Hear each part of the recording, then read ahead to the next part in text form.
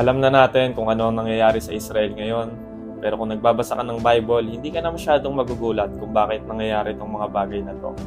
Dahil the Bible tells us that these things will happen. And isa to sa mga sign na we are living in the last days. Let's read. And you will hear of wars and rumors of wars.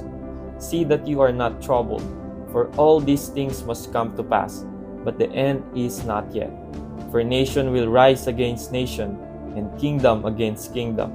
And there will be famines, pestilences, and earthquakes in various places. The least thing that we can do is to pray for Israel.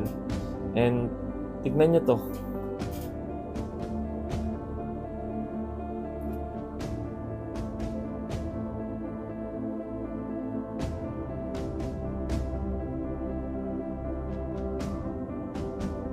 Maswerte pa rin tayo dahil gumigising tayo ng mapayapa. Kaya kung nagka-privilege ka na gumising ngayon, get up and make sure na may relationship ka kay Jesus Christ. Nakakalungkot pero at the same time nakakamangha dahil itong mga pangyayari ngayon ay sinulat na thousands of years ago. Let's read. And it shall happen in that day that I will make Jerusalem a very heavy stone for all peoples. All who would heave it away will surely be cut in pieces, though all nations of the earth are gathered against it. Ang tanong, handa ka na ba sa pagbabalik ng ating Panginoon? Sinabi rin sa Bible kung ano ang dapat natin gawin kapag nakita na natin itong mga bagay na to na nangyayari na. Let's read. Now when these things begin to happen, look up and lift up your heads, because your redemption draws near. So make sure na may relationship ka with Jesus Christ dahil si Jesus Christ lang ang daan papuntang langit. At para sa mga brothers and sisters in Christ ko dyan, kung may calling kayo na i-preach ang gospel, this is the time to step out.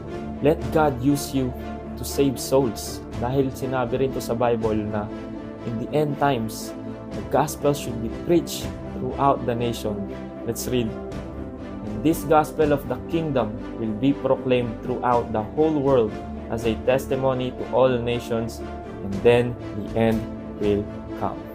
Marami pa rin ang Christian na hindi alam ang true gospel. So make sure na you step out, preach the word, let them hear the word of God, let them hear the true gospel dahil we are in the battlefield. We are the soldier of Christ. Continue to share the true gospel. I know hindi magiging madali, but the Bible said, what we suffer now is nothing compared to the glory that He will reveal to us later. Our Lord is coming back very soon, so please be prepared and let's just continue to pray for Israel.